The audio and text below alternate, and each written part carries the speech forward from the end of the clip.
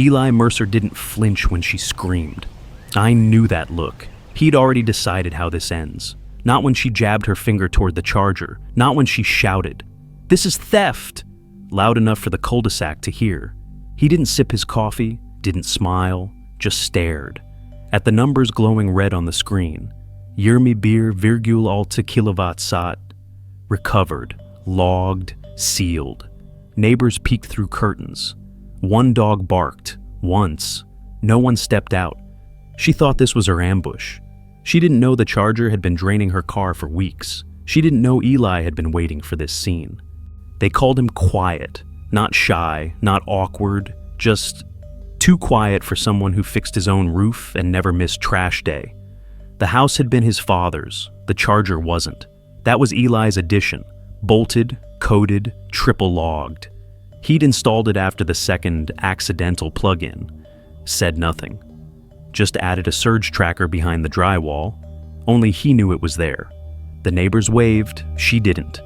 She pointed, always, like HOA meetings had made her queen. But Eli knew her type. Clipboard in one hand, rules in the other. Selective rules.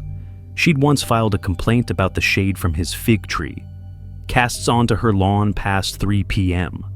The sun didn't even bother anymore. He trimmed it anyway, with gloves, at dusk, no words. That's the thing about men like Eli. They don't shout. They don't post in group chats. They just read everything twice and wait. Inside the garage, the panel lit up only when it needed to. Not when she looked, not when anyone else asked, only when it had something to say. And lately, it had been saying plenty. Not to her, not out loud.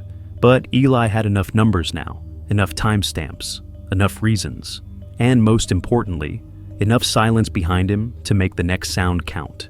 It started with a cable left dangling, not his, not hers, just hanging there, like it belonged to the air. The first time, he coiled it back. Second time, he let it sit. Third time, he logged the timestamp. 4:12 a.m., unauthorized. The car was always hers, the white Tesla with the HOA sticker. The kind of sticker that didn't need permission, just presence. She parked close, too close, half her front tire over the line. Never a knock, never a question. Then came the email, not from her name, from HOA, Parking and Shared Utilities Committee. 4 sentences, polite, tight, thinly veiled command. In the spirit of neighborly cooperation, shared chargers are encouraged where possible. Eli Mercer's charger appears underutilized during daylight hours. Community members should feel welcome to offset peak hour strain. Let's all do our part. He read it, folded it, put it back in the envelope, logged that too. That night, she plugged in again. 4:16 a.m. Just 4 minutes off her last visit. Routine. Entitlement dressed as pattern. Inside, the panel blinked once. Drain active. Reverse flow enabled. 1 beep. No louder than a sigh. Across the street, porch lights flicked on. No one stepped out, but someone saw. Next morning, his trash bins were dragged 6 inches onto her driveway. Just enough to call it blocking. Just enough to make it seem like he started it.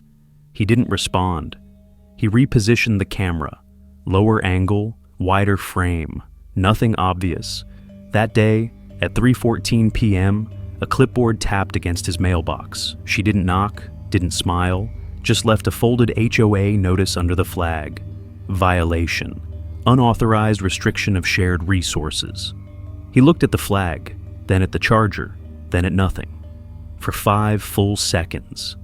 The kind of stillness that isn't calm, just paused. The kind that makes people wonder if the silence means it's about to start. Sometimes silence feels heavier than words. Maybe you've been there too, watching, waiting, choosing when to act. If this story echoes something you've lived through, stay close. There's more I'll tell. He didn't respond the day the second notice arrived, didn't tear it, didn't read it twice, just folded it along the same crease, filed it where the others went. The garage stayed dark that week. No tools clanked, no charger light blinked, only Eli, sitting, marking, measuring. There was a drawer no one had opened in years, wood swollen, metal stiff. He pried it loose without sound. Inside, maps, old ones, hand-drawn, dated, stamped. He unrolled one on the workbench, edges curled, ink faded, but still legible. Easement line, 1957. A red stroke, thin, but clear. The map didn't say much, just enough. Enough to prove where her fence ended, and where her claim began to rot. He didn't scan it, didn't email it. He traced the red line with a pencil, then pinned it under glass, right next to the charger, not as a warning, as a bookmark. That night, he stood in the garage, coffee still warm, the red digits on the wall quietly ticking up. 0.8 kilowatt hours, 1st January 1st, 1st January 3rd. No cameras, no alarms, just data, clean, cold, legal. She plugged in again, of course she did. Same stance, same smirk, same talk of neighborhood spirit. He didn't interrupt, didn't open the door, just watched through the gap in the blinds.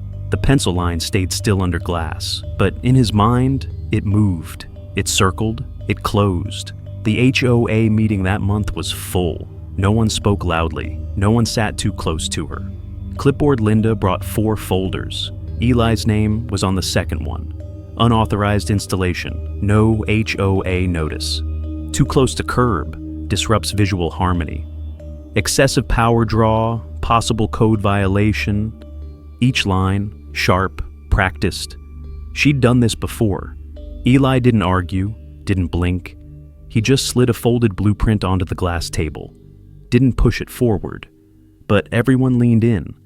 1957, original plot plan for this block. Power line was drawn inside private boundary, years before the HOA existed. I sent a scan 3 weeks ago. CC'd the HOA secretary. The note-taker nodded. A woman in the corner squinted at her phone, scrolling. No one interrupted. Linda shifted. Well, land or not, you can't just install infrastructure. Eli nodded.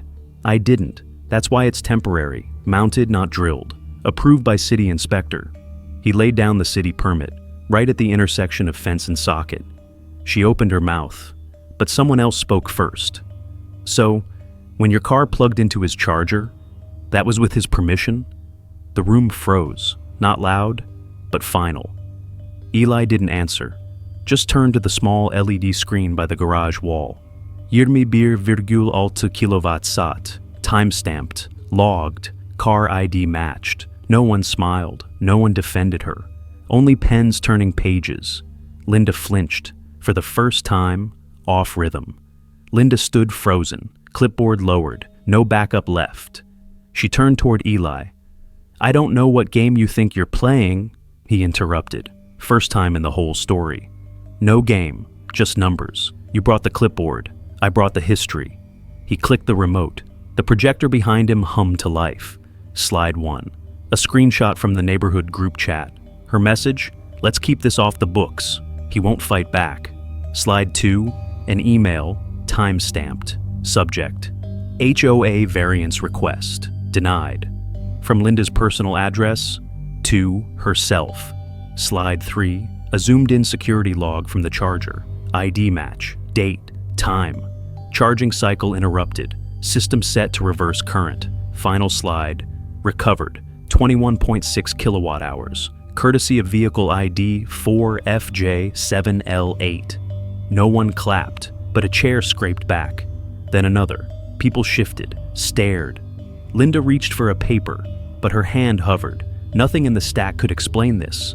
From the back, the HOA treasurer cleared his throat. I think we should revisit the enforcement committee. Eli didn't look at Linda. He looked at the wall, at the number still glowing. One neighbor whispered, "Wait, so he knew all along?" Another replied, "He baited her." A third, "No, he waited for her." Linda stepped back, small, clipboard still in hand, but now just plastic, no authority. Someone knocked lightly on the glass door. A city inspector, quiet, observing. No one invited him, he just followed the permit trail. She turned to leave, paused, mumbled something about miscommunication. Eli turned to her, voice level. "You used to talk a lot about community spirit. I logged every word." She didn't respond, just walked, fast. The garage light clicked off. Eli stepped out with his mug. Same as every morning, nothing new, except the quiet. The charger sat idle, untouched. A faint beat pulsed once, then silence. Down the cul-de-sac, her house stood still. No car, no clipboard. The HOA notice board had a new printout, neutral font, black text. EV stations, by owner use only, effective immediately. No signature, just a date. He passed it without stopping. Didn't need to read it, he wrote the template. At the base of the sign, something shifted. A small metal hook, rusted, bent slightly upward. The old HOA placard had hung from it once. He stared at it, just long enough. A breeze moved past, leaves danced down the sidewalk, some caught in the corner by the curb, where her tires used to leave dust tracks every Friday. He walked to the mailbox, opened it, paused. Inside, an envelope. No stamp, no name, just one word, printed clean. Sorry. He didn't take it, didn't touch it, just closed the box again. Behind him, a neighbor waved from across the yard, short, awkward. A nod followed. He nodded back, once, then turned, back to the garage, the mug refilled. The charger light blinked red, waiting. One last glance. At the hook, still bent, still there. He didn't fix it. Not everyone wants to win. Some just want no one touching what they kept running for too long. The rain came that night. Software, not urgent. Just enough to clean the air. A leaf stuck to the garage door. He let it stay. Some things don't need moving.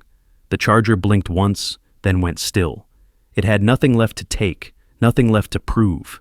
Across the street, wind chimes rang once. No one looked up. They'd heard enough noise that month. Somewhere in the yard, the old hose reel spun slightly, unwound by the breeze, like something loosening. Finally. Justice doesn't always arrive with weight. Sometimes it's just a quiet shift, a space reclaimed, a silence earned. And in that silence, you realize people don't break when pushed. They break when underestimated. Some bend, some vanish, some wait, until everything's logged.